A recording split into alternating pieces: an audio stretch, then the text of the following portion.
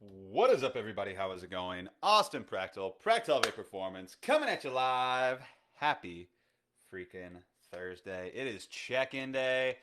One of my favorite days of the week. One of the, it's pretty much one of my favorite days of the week just because I get to see how my clients are progressing and the growth that they're seeing, their own journeys, the things that they're learning in their own journeys, the progress that they're making. It's just a time to kind of, you know, I don't know, just check in and touch base and just really just like dig into, their what's going well, what's not, and kind of strategizing how to get ahead on that though. But that's beside the point. I'm gonna make this one short and sweet. Hopefully, I always say that and then I go really long. But when it comes to what we're gonna be talking about today is fad diets, and I'm basically gonna be talking about why I don't particularly like fad diets, right? But I'm also going to talk about the pros and the cons of fad dieting versus flexible dieting because with everything there are pros and cons to everything. Even fad diets, and I'm just going to come up on here and shit on those because at the end of the day, right? Whatever works best for you and is the most sustainable, keyword sustainable, is what you should do because at the end of the day, I want everybody to remember this.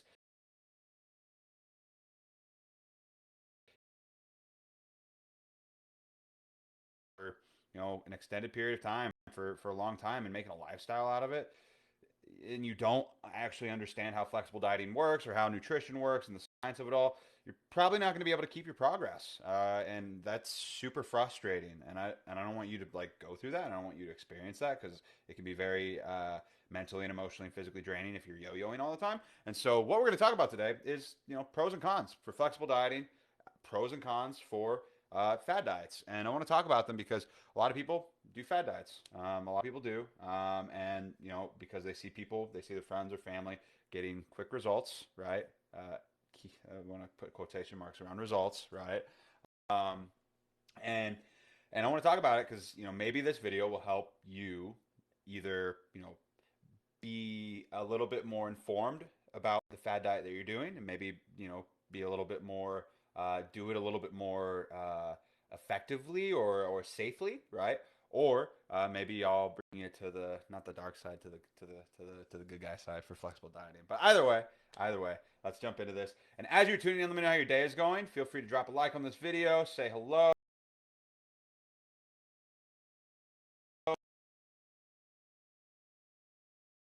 Wondered about what flexible dieting is, or maybe they're doing a fad diet and you'd be like, see, like maybe do it this way instead. And yeah, and if you're watching this later time, hashtag replay so I know that you saw it. But yeah, guys, so at the end of the day, right, I want to emphasize what works best for you is the thing, like, and sustainably, right, is the thing that you should stick with, right? If you fucking love keto or you freaking love carnivore and you feel really good and you don't feel stressed and you're seeing progress and you feel good and you're not miserable and like and blah blah blah blah blah, and it works for you and you don't feel like you're missing out on like good times with your friends and family and things like that, like cool, do it. That's okay. As long as you're not putting your own health at risk and things like that of that nature, you know what, go for it if it works for you. There are a small number of people where fad diets work for them, and that's good, and that work for them sustainably. There are people out there that do it, and that is okay. And I'm not taking anything away from their progress or whatever, but it's when people feel like that's the only way, or but it's when people feel like they have to do these things that are very high stress, very exhausting, very restrictive to see progress, and they're being targeted with marketing and things,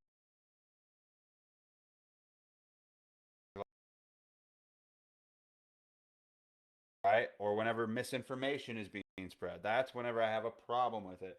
And so, if you like fad diets, right? If you like your keto or carnivore or low fat or low carb or any of these other diets out there, right? If you like those, cool. Listen to me what I'm about to talk about because if you learn about flexible dieting, you're going to be able to do those things more effectively, right? You're going to understand why they work more effectively.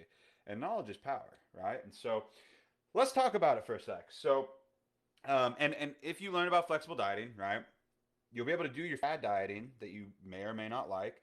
Uh, more safely and more effectively. And that's what we want to talk about at the end of the day, right? So pros to fad diets, right? Pros. I know, shocker. I'm going to be talking about some good things about them. That is a reason why so many people do them, right?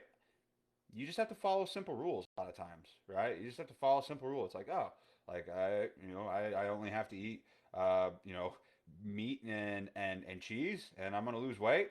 I can do that, right? Anybody can just eat meat and cheese, right? Anybody can do, like, oh, I just don't eat carbs, and I'm probably gonna lose weight. Okay, sweet, like I can do that. Or don't eat pasta anymore. Simple, like I can follow those rules. The issue with that, though, so actually, so the con to that, though, right, is you're just following simple rules. You don't know why necessarily things are happening. You're just following guidelines. And the only reason any fad diets work are all under the same principles is why flexible dieting works, right? You're following general rules. You're following general guidelines that are, in theory, going to hopefully put you in a caloric deficit.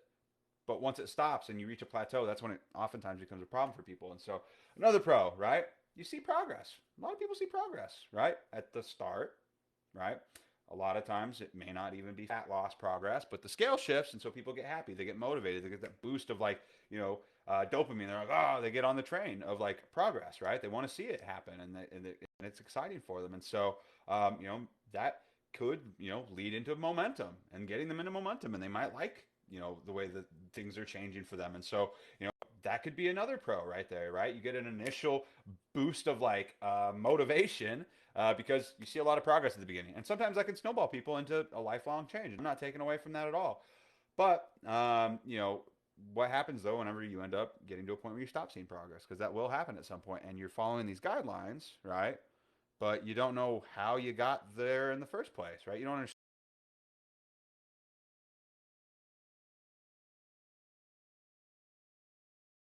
understand, right? Cons though to fad diets and why I think that they kind of suck, right? Um, they're hyper restrictive. A lot of them are. A lot of them say you can't have. You're literally either completely removing a food group from your diet, which there's nothing wrong with said food group. You should.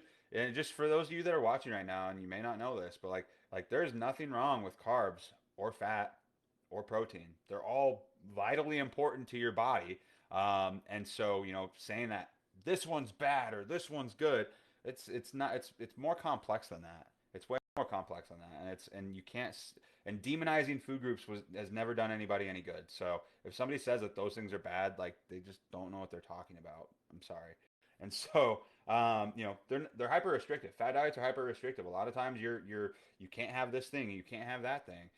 You may miss out on a lot of like fun opportunities with friends and family. You may feel mentally drained because you feel like you're in this like box, and can't go out with outside of that box essentially with your nutrition.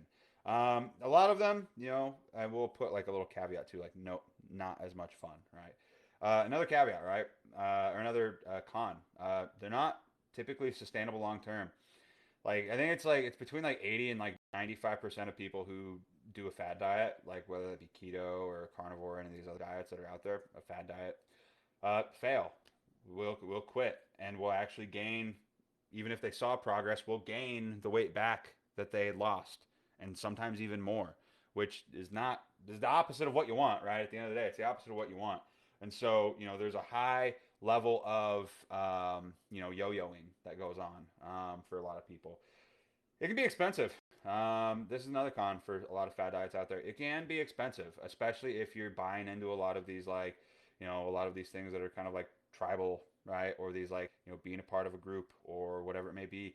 A lot of like companies, they're like they hone in on that, and they're like, like selling you very expensive things that don't have like, if you go to any like restaurant or grocery store, like a lot of the health foods say like, oh, like like they're way more expensive, right? Keto foods, which just don't have carbs in them, more expensive for pretty much not a whole lot pricey. So yeah. Another thing, right? They make people feel bad a lot of times. They you don't feel good. A lot of people don't feel good not having any fucking carbs in their body. A lot of people don't feel good if they can only have certain foods during the day. It can make you feel bad about eating certain things and doesn't necessarily promote a healthy relationship with food. A lot of people struggle with that a lot, anyways. Let alone while trying to do a fitness journey or a fat loss journey, right? And so it can be detrimental in that way. Another thing, some fad diets promote nutrient deficiencies, right? Some fad diets promote nutrient deficiencies, and also promote misinformation, which I don't like, and that bothers me a lot. So I hate it when people spread like things, maybe it's unknowingly, right? Maybe it's unknowingly, but at the end of the day, like if you're telling somebody to do something and that information is incorrect and it's screwing with their body, right? That's not cool. Let's see. The video keeps getting interrupted. Maybe it's my connection. Oh no, I hope it's not. Hope things are. I hope it's your connection and not mine. Let me know if it gets better, please. But hopefully it doesn't, or hopefully it does get better. So, but why do people do them, right? Let's talk about a little bit about the psychology behind why people do fad diets, right? Marketing is one thing, right? You're getting marketed to. You're getting seeing it like blah blah. Like they make it flashy. It's like keto or whatever, or carnivore or whatever, or and it makes it look fun. There's not a big poster child out there. Hey, I appreciate all the likes. There's not a big poster child out there for flexible dieting, other than like fitness coaches and people who kind of know what they're talking about. There's not like these big flashy ads that are just like, have you heard about flexible dieting? Because you can't. It's hard to market and sell other than getting people results, right? Like you don't see people like you don't see like you see keto bread or like high protein whatever, but you don't ever see like like this this is it's bread, right? Food is food, like flexible dieting. It takes the marketing big marketing aspect out of it where it's flashy and things like that, and so you're not being like having that blasted at your face all the time, which is why I'm here and trying to kind of like throw it in your face a little bit so get accustomed to it a little bit more and want to learn about it. But uh, lack of knowledge sometimes. Somebody new coming into a fitness journey, they may not know what they're doing, right? You may not have ever heard about flexible diet. I sure as hell didn't know what that was, 10, 15 years ago. No idea. I was like, oh, so I got to do this. I got to do these things. And you just may be early on in your journey to learning about this stuff. And I don't fault anybody for that at all. Like we're all learning and trying to be better versions of ourselves. And sometimes, we start at different points in our lives, depending on what that journey is. I don't know fucking shit about guitars, really, all that much. But if I started trying to like, learn about guitars, there's going to be people who know more about that than me because I just started, and you may just be starting out, and that's okay. Like, there's nothing wrong with that. But trying to learn as much as possible earlier on, the better off you're going to be, and I think that that's important. So you may just not know, and that's okay. But another thing, right? Come join our club. Uh, Fad diets are very like tribal in a sense, and everybody wants to be a part of a club, right? Everybody wants to be a part of something, and so sometimes people subscribe to you'll see people on Instagram or on TikTok. They'll have their names. They'll put like like I don't know like Keto Babe 1993. Like you'll see stuff like that, or like Keto Journey or Carnivore like babe, whatever, carnivore dad. Like you see shit like that all the time, right? It's your part. You want to be a part of like a club. Everybody wants to be a part of a club, even in their fitness journey, right? That's why we have communities. That's why like I love our private communities because like it's a club. We're a tribe of people. We're working together. We're a community. We're a culture. But we're for like flexible dieting. We're for like sustainability. We're doing these things and again, this is where it kind of emphasizes like, you can do these fad diets if you want, but I highly fucking encourage you learn about flexible dieting and nutrition science in general before you do them. So that way you're doing them in an informed way and you can like break past your plateaus later down the line. So yeah, but so on top of that though, um, let's talk about the flexible dieting, like pros and cons, right? Like this is why flexible dieting is awesome and why I like it and why I think it is honestly for the majority of people out there the best way to go about a fitness journey or a weight loss journey, honestly and truthfully. And again, right? You can maybe take bits of each of these things and kind of hybridize your own version of it, right? Which is why I encourage you learn about these things. But pros, right? Flexible dieting is pretty much it's the precursor to intuitive eating, which is something that a lot of people want to get to that point. eventually in their lives whenever they, reach their fitness goals or they are happy with where they're at and they want to maintain, right? But they don't want to keep tracking their food, or they don't want to keep doing this, they don't want to keep doing that. Eventually, you can get to a point, if you know enough about nutrition and you know enough about flexible dieting, to where you can get a pretty good idea of what's in certain foods and, eat and maintain. Right? If you start gaining a little bit of weight, dial things back a little bit. If you want to gain a little bit of weight and you're losing some weight or you're losing some muscle, I'm going to tweak this thing a little bit more in my diet on a daily basis. Like, you really can start to, like, feel kind of like the like that whole knowledge is power concept, like master of your own kind of universe sort of thing when it comes to your nutrition, and that's why I think it's super important. So it is a precursor to intuitive eating. Mentally, it's a lot easier. Mentally, flexibly diet. Flexible dieting mentally is quite a relief, because you stop thinking, I can't have that. Oh, I can't go to that restaurant, or oh, I can't do this, or oh, I can't do that. Like, it's kind of liberating in a lot of ways to flexibly diet and to know that you can have a lot of these foods and not and feel good about, like, knowing I'm gonna make and see some progress, because I know what I'm doing. Um, there's not really any restriction, really, when it comes to flexible dieting, outside of, calories and macros. If you have a goal, you need to hit it, right? Otherwise, you're not going to see progress. But that's how you're going to see progress anyways, is having a calorie and macro goal and hitting it for long term, right? There's a lot of people, I'm sure, they're like going to be like, my aunt lost 20 pounds doing keto. And it's like, cool, that's great. But I guarantee you, she probably reached a point in time where she hit a plateau, or is at a plateau, or maybe she's going to gain all of that back in the next year or two when she can no longer, keep up the potentially unsustainable, fad diet that she's doing, right? And what's going to happen? She's probably going to gain it all back, because she's not going to continue that lifestyle, right, of fad dieting. And she doesn't know probably how she got there and why it worked in the first place. So if you don't know how it worked, then you're not going to be able to maintain it, and then you're going to gain it all back. And that's why this vicious cycle of yo-yoing often happens for people. Like, aside from other life events and things like that, like, that's why it happens. And so it can be very frustrating and mentally and emotionally and physically draining on people. And so, we don't want that to happen. And so, another thing, why a pro for flexible dieting, uh, knowledge, understanding, like knowing why shit's working the way it is. If you know how to flexibly diet, you have a pretty good idea of, why your protein is at a certain amount, or why your carbs are at this way, or why your fats are this way, or, why you actually lost weight, or how you actually broke past that plateau, because of you're accounting for these other factors that you know about. And so, the more you understand something, the more you can control it. And so if you understand flexible dieting, you understand how to lose weight effectively. And if you know how to do it, you can keep doing it. And you can, whenever you reach a plateau and you're stuck, you can break past that plateau. So yeah. Another thing, you can have the fun foods. It's not restrictive. You can eat, like, if you flexibly diet and you're following kind of like an 80-20 or a 90-10 rule, you can eat ice cream. I eat ice cream. I can have cookies. I have cookies. I also eat high protein meals, right? I also have, fruits and veggies, but I can have those things because I can fit it into my calories and my macros. I can still have a drink with friends. I can still go out and, eat at a restaurant, within reason. I can do all these things that a lot of people who are on fad diets may not feel like they can, right? And granted, I will say a lot of, restaurants and franchises are really, really jumping on the keto and the carnivore train, like they really are, because they know there's a shit ton of money to be made in it. And so it is becoming, easier to eat and find foods like that at restaurants that can fit your needs potentially.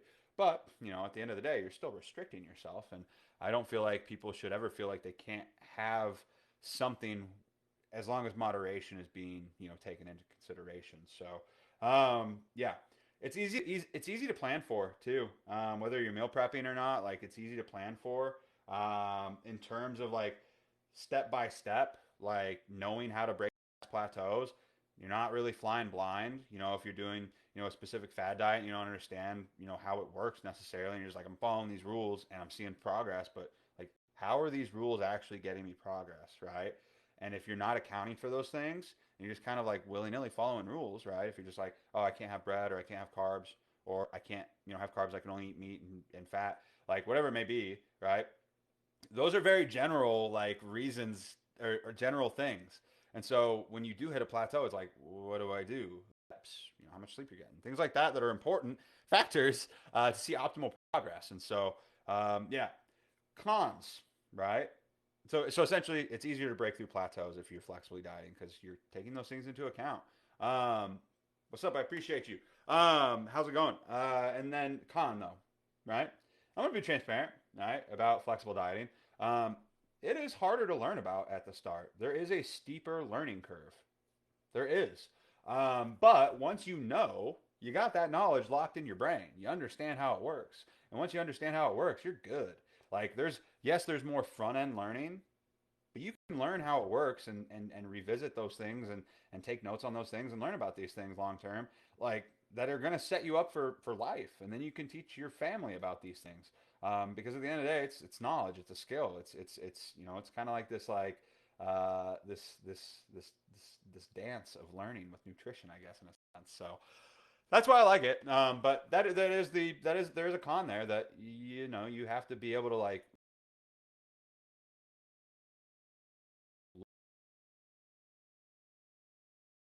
willing to learn about it. But it's really not that complicated. It's really not that complicated. Yes, there are nuances to it, but once you learn how calories and macros work, and you learn, how to properly, kind of like drop them step by step, or how to reverse diet and things like that, like you're set, man. You're set knowledge wise, right? Um, then and this is something just to be again honest about other people's like everybody's journeys. Like we can know how to do something, right? We can know how to do something like mentally, like knowledge wise, but then it's actually doing it. Then it's actually implementing it. That's where it can kind of be tough for a lot of people. And that's why I think, and I want to emphasize why it's important to not have an unsustainable method of getting there, like with a fad diet for most people, because you're adding extra stress to a system that's already, a stressful time to be in anyways. It's a hard, like being on a weight loss journey, being on a fitness journey is hard enough as it is. It is difficult a lot of times, for a variety of reasons. So why add more stress to your plate is another big reason why I think that flexible dieting is the way to go for most people, especially especially for parents, especially for parents because like you don't have to make you typically like you don't necessarily have to make like special like keto meals or carnivore meals for yourself or for whatever, like because your kids probably don't, you should not be doing that to your kids. And then also like you as a parent, we're spread thin, we're like we're a hot mess express a lot of times being parents. Like we got shit going on, we got our kids like games, we've got go out to restaurants, things like that we're doing and trying to balance this balancing act, and having the tool in your belt of like knowing how to eat correctly in those scenarios and still see progress, you can't be beat. It just can't, for the majority of people. So yeah, I hope that this was helpful. Other than that, though, that's all I got for you guys today. It's kind of my pros cons for fad diets versus flexible dieting, and why I, always will say that that is the most sustainable method for the vast majority of people. Parents, I hope, especially for parents. And so I hope that was helpful for you guys. But again, if you do like fad dieting, you're like, I really feel good on keto, or I really feel good for those things, and then you can keep doing it even better, right? And I'm not promoting it, but I am saying if you're going to do something, do it the smart way and do it the right way, right? So other than that, that's all I got for you guys today. Hope you have a good rest of your day. I'm going to get back to client check-ins. And other than that, I will be on TikTok for a couple minutes to answer any questions that people have. So if you want to, feel free to hop on over there. But other than that, that's all I got for you today. Let me know your number one takeaway in the comments down below. Feel free to give this video a like. Helps other people see it. Hashtag replay if you watch this later time. And I'll talk to you all tomorrow. Bye, guys. See you, Facebook.